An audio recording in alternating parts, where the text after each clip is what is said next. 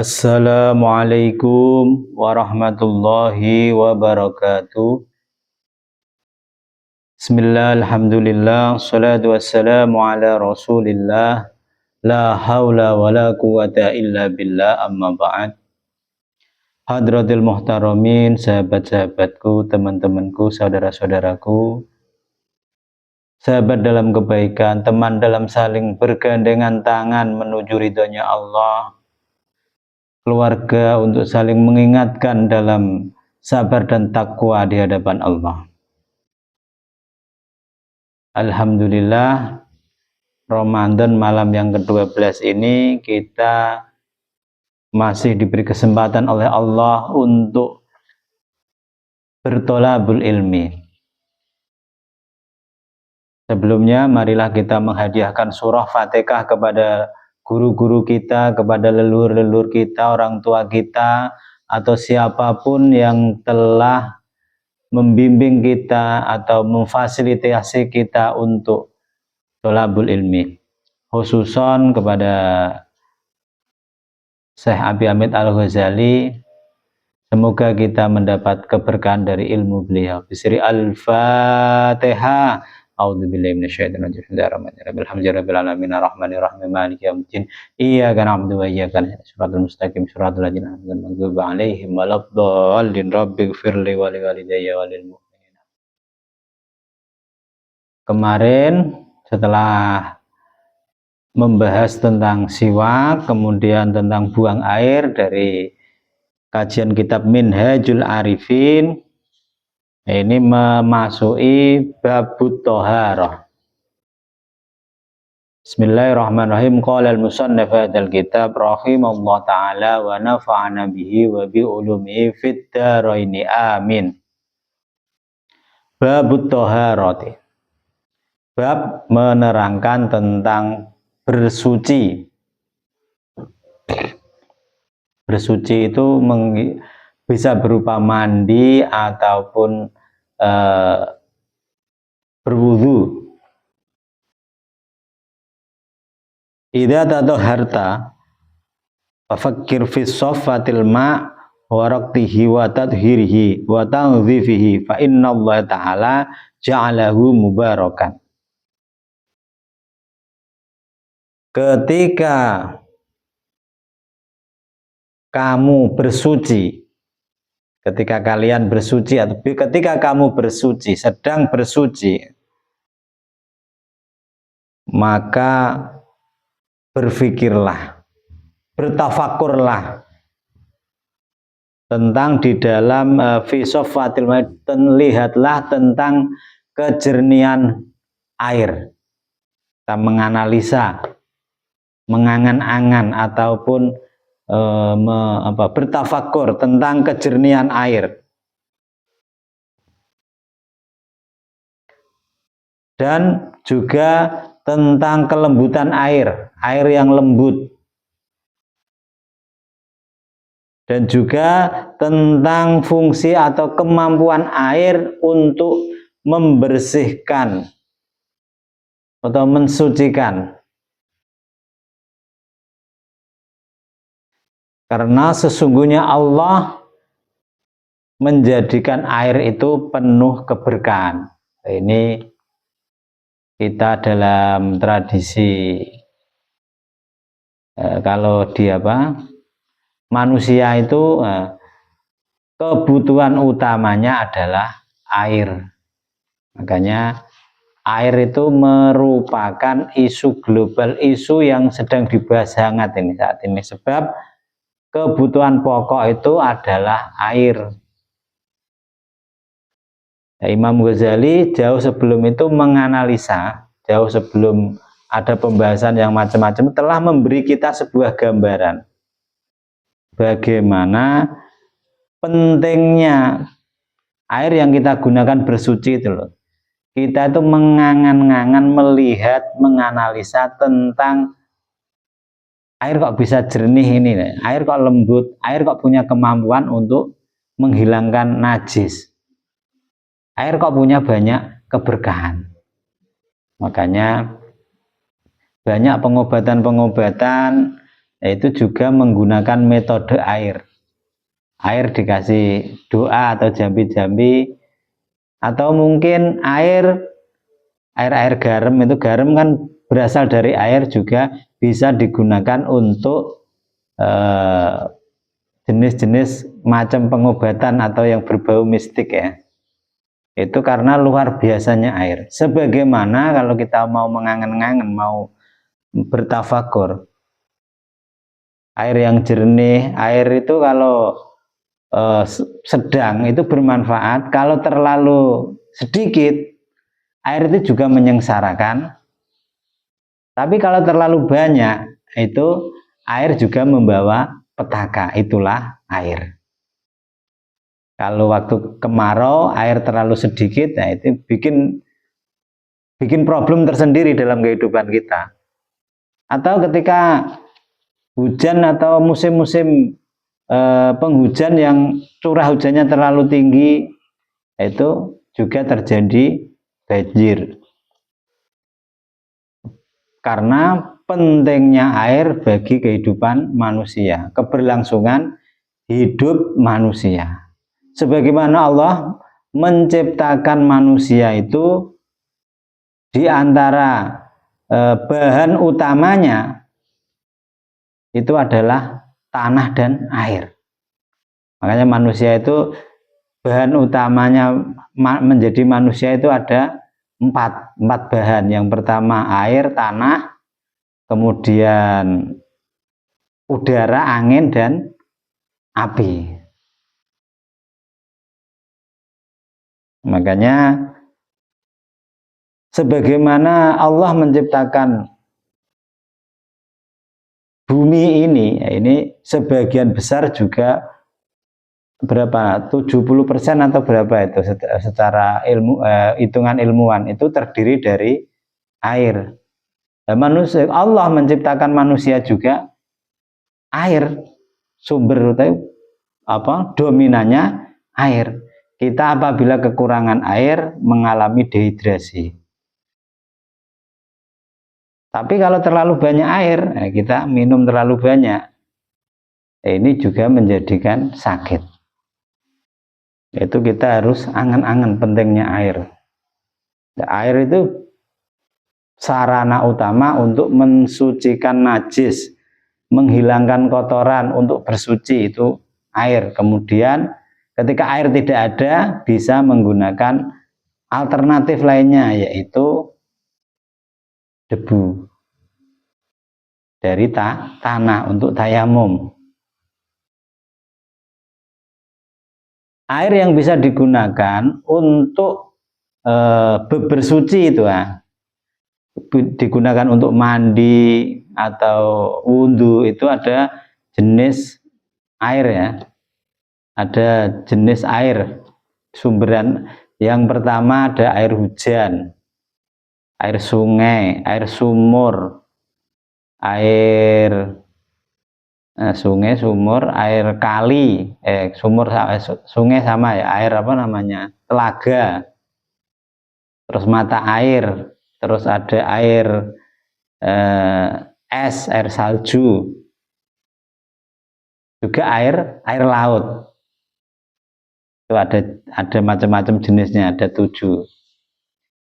Nah, ketika kita melihat air itu, kita harus melihat sisi mengangan-angan, bertafakur tentang pentingnya air.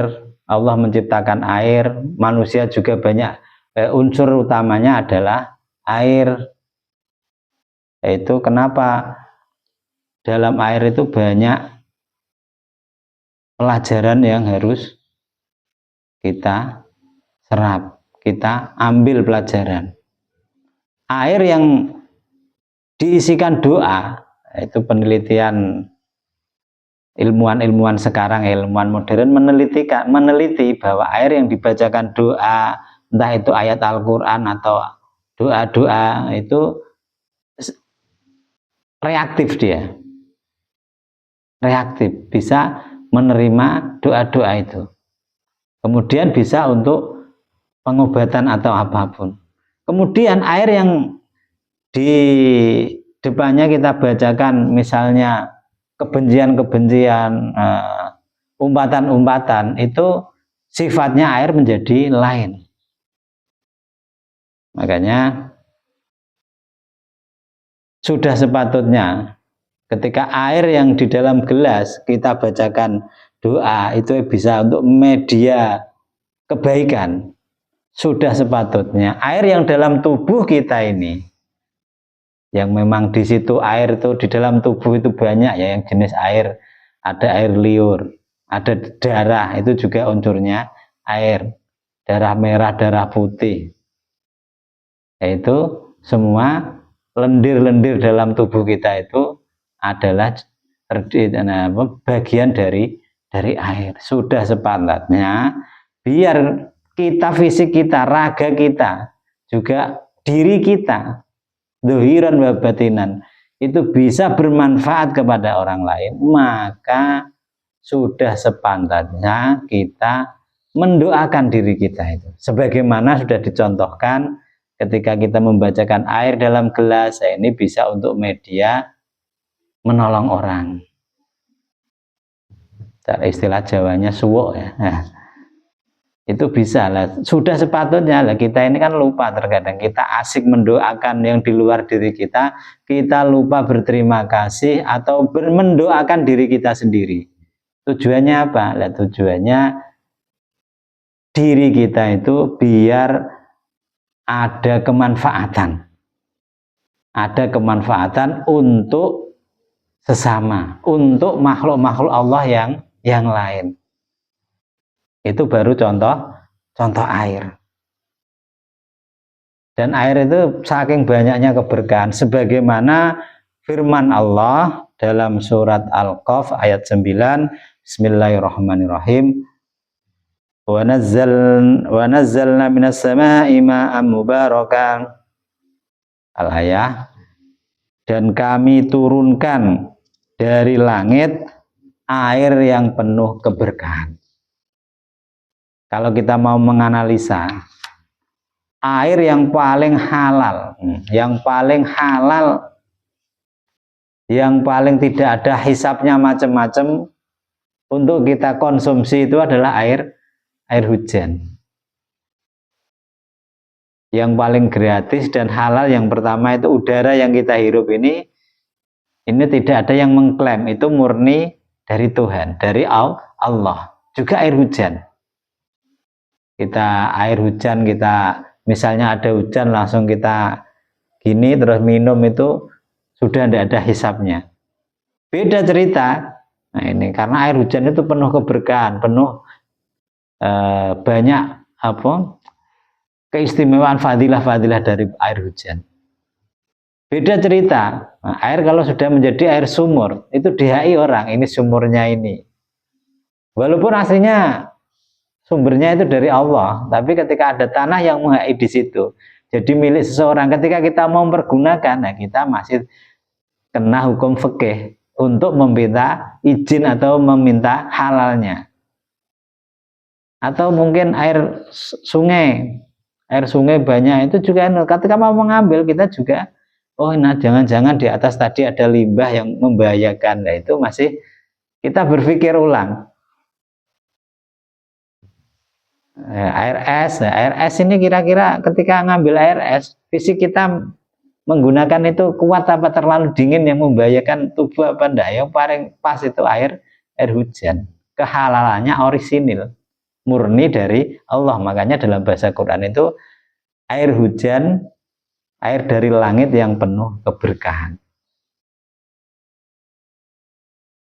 Air yang dari sumber dikemas, ya kita mau mengambil kemasan itu, membeli itu juga banyak yang kita nanti hisapnya banyak itu di hadapan Allah.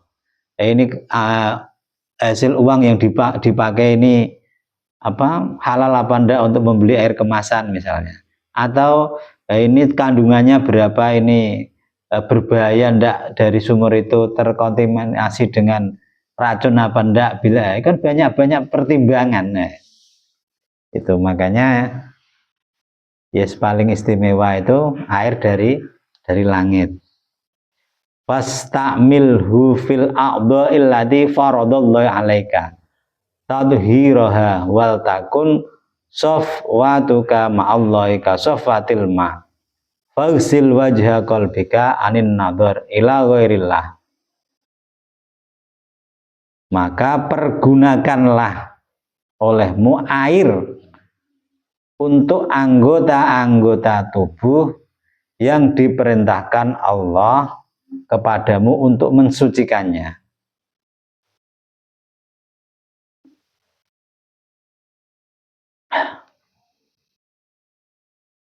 Jadi kita diperintahkan oleh Allah, diperintahkan khusus dalam berwudu, dalam mandi-mandi besar misalnya, itu ada khusus yang diatur oleh Allah lewat syariat-syariat Rasulullah. Ada anggota-anggota tubuh yang harus kita kenai air. Sebab mensucikan diri karena Allah itu mensucikan diri karena Allah, bak kesucian air itu sendiri. Mensucikan diri karena Allah seperti bersihnya, beningnya air. Air itu bening murni. Makanya ketika kita mau bersuci, berbersih, nah ini kalau kita mau menganalisa saja dari hal yang tiap hari kita lakukan, misalnya kita berwudu aja, nah ini berwudu ini kan istimewa. Apa kok istimewanya? Nah, kita itu misalnya membatalkan wudu diantaranya keluar kentut. Kenapa ketika bersucinya kita ketika keluar kentut kok nggak cebok? Ini apa alasannya? Kan kalau kita mau menganalisa kan ini kan dalam juga. Kita kentut, tapi ketika kita ke kamar mandi atau ke itu, yang kita lakukan bukan cebok, tapi malah membasuh wajah kita, membasuh tangan kita, mengusap bun-bunan atau kepala kita, juga membasuh kaki kita. Nah, ini kan ada apa ini? Nah, ini perlu kita angen-angen. Ini rahasianya apa? Allah itu zat yang maha suci, sudah sepantutnya ketika kita mau mendekat kepada Allah, dohir kita itu harus suci. Kita mulai dari dohir dulu suci, kemudian sebagai sarana untuk mensucikan batin kita supaya kita pantas bertemu atau menghadap kepada Allah yang maha suci. Kalau kita mau menganalisa, pada sejatinya, pada manusia ini adalah seperti sapi yang berjalan. Kita kemana-mana membawa najis dalam perut kita, membawa kotoran.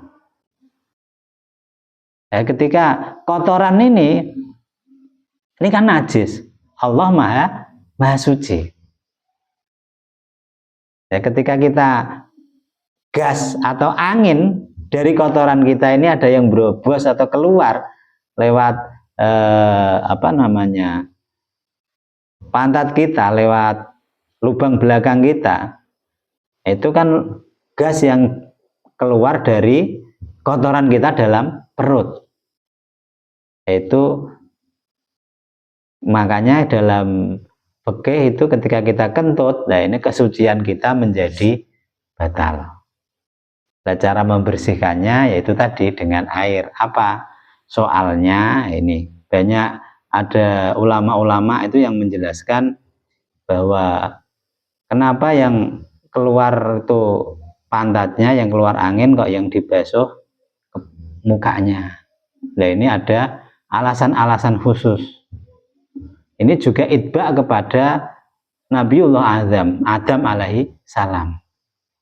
Jadi ketika dosa pertama kali dilakukan Adam, ini istilah kita menyebutnya dosa ya, bahkan padahal Nabi itu maksum dalam pandangan tasawuf. Ini memang Allah Nabi Adam sedang melakukan takdirnya untuk sebagai sarana beribadah untuk sarana turun ke muka bumi. Tapi ada asbab musababnya, yaitu pertama kali dosa dalam ranah syariat ketika Nabi Adam adalah dosa pertama adalah mendekati pohon kuldi. Itu ceritanya. Makanya dosa pertama ketika Nabi Adam melihat pohon kuldi, itu udah dosa. Sudah dalam Al-Quran udah jelas ditegaskan bahwa jangan mendekati wala taqrabu hadis sajarah, jangan mendekati pohon itu. Tapi Nabi Adam karena ada kompromi dengan istrinya, diminta dan kemudian ditipu daya oleh iblis.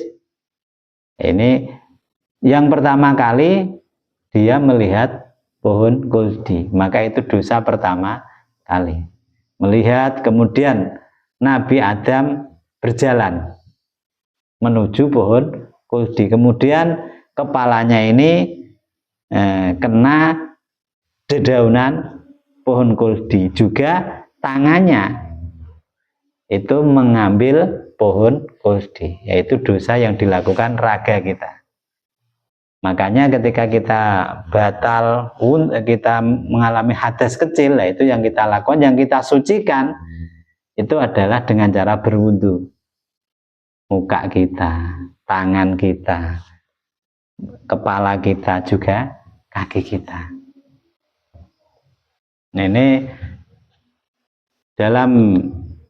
kita gunakan air itu karena apa? Nah, karena dalam tubuh kita itu yang dominan itu unsur air. Nah, dari air wudhu yang kita gunakan ini, itu kan kita disunahkan 3 kali ya. Nah, supaya dari air suci, dari 7 air tadi yang kita pakai untuk wudhu, misalnya untuk wajah kita 3 kali, tangan kita, ini air ini meresap ke dalam pori-pori kita, kemudian air seperti merata ke dalam diri kita, sehingga yang diri kita yang bawah ini, yang di perut ini banyak najis, itu seperti kembali suci. Karena ada najis, kalau kita bungkus dengan plastik misalnya, itu kalau ada najis dibungkus plastik ditali, di luar tidak ada najisnya, kita pegang plastiknya ini kan tidak kena najis. Seperti itu, dengan memakai air itu untuk berwudu, yaitu seperti najis yang dalam perut itu terbungkus oleh aura wudu itu. Itu bentuk, makanya dalam kitab Bidayah itu kita diajari sama Imam Ghazali juga bagaimana ketika kita berwudu. Bagaimana kalau ketika kita mengusap, membasuh wajah kita niatkan dalam hati, minta kepada Allah supaya wajah ini dipertemukan oleh wali-walinya Allah, oleh orang-orang soleh, orang-orang yang berilmu. Bagaimana ketika tangan kita ada kemesraan dengan Allah, minta kepada Allah supaya tangan ini, ketika nanti tangan yang kanan ini ketika di yaumil hisab yang menerima catatan amal, atau dengan tangan kanan ini kita bisa menolong banyak orang melakukan kebaikan-kebaikan. Kemudian ketika masuk tangan kiri, nah ini kita memohon kepada Allah supaya nanti jangan sampai kita menerima catatan amal dengan tangan kiri, dan jangan menimbulkan kerusakan-kerusakan dengan simbol tangan kiri kita. Atau kita mengusap kepala kita, itu juga kita, kepala ini kan sumber masalah semuanya kan nempel di otak kita. Nah, kita usap dengan air, semoga kepala ini berpikir yang baik-baik, diisi ilmu oleh Allah, diberi keberkahan, diberi kebaikan. Nah, ini kita itu jangan sampai pikiran kita itu berisi pikiran kotor, pikiran yang melawan kepada perintah-perintah Allah. Juga ketika kaki kanan kita, ketika kita wudu membasuh kanan kita, kaki kanan kita, dalam hati kita meminta kepada Allah supaya kaki kanan kita ini dimudahkan oleh Allah untuk melangkah menuju amal dan kebaikan. Nah, ketika kiri, jangan sampai kaki kita itu melangkah menuju kemaksiatan atau hal-hal yang tidak bermanfaat. Nah, itu kita diajari sama Imam Ghazali seperti itu. Nah, ini dengan air itu, ketika menggunakan air untuk berwudu itu kita punya kesadaran seperti itu. Makanya di sini faghsil wajha qalbika anin nadhar ila ghairillah. Maka ketika kita membasuh wajah kita, itu wajah seperti kita membasuh wajah hati kita dari memandang kepada selain Allah. Wujudnya kita wajah, tapi sejatinya kita itu membasuh wajah hati kita. Waksil yadaka anil imtidadi ila ghairi. Kemudian ketika kita membasuh tangan kita,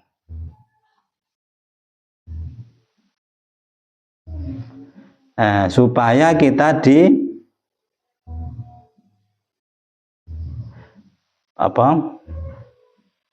berharap atau kita itu basuhlah tangan dari mengambil hak orang lain. Tangan kita itu kita supaya tidak ada mengecewakan orang lain, atau tangan kita selalu melakukan kebaikan-kebaikan.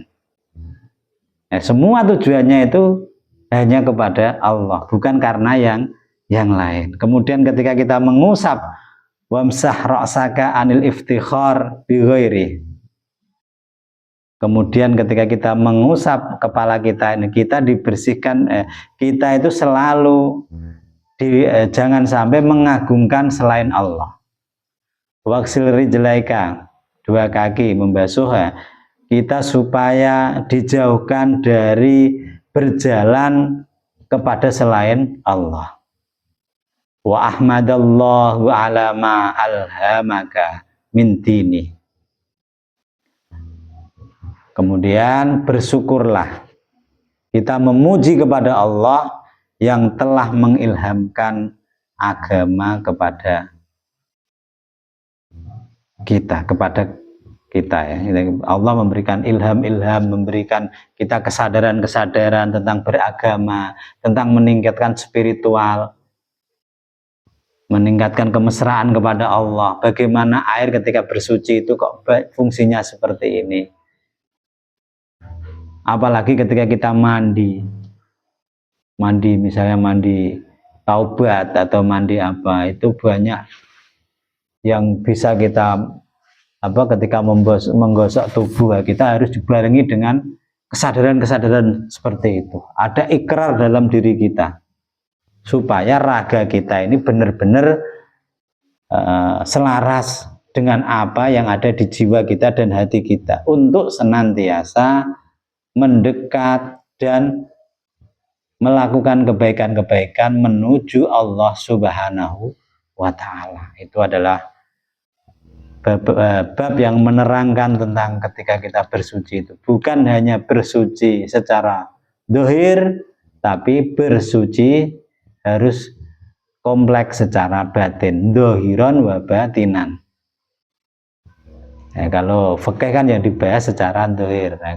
Berhubung kita ini belajar Imam Ghazali, belajar tasawuf, ini juga sisi batinnya harus kita libatkan dalam wudhu kita, dalam mandi kita, dalam bersuci kita.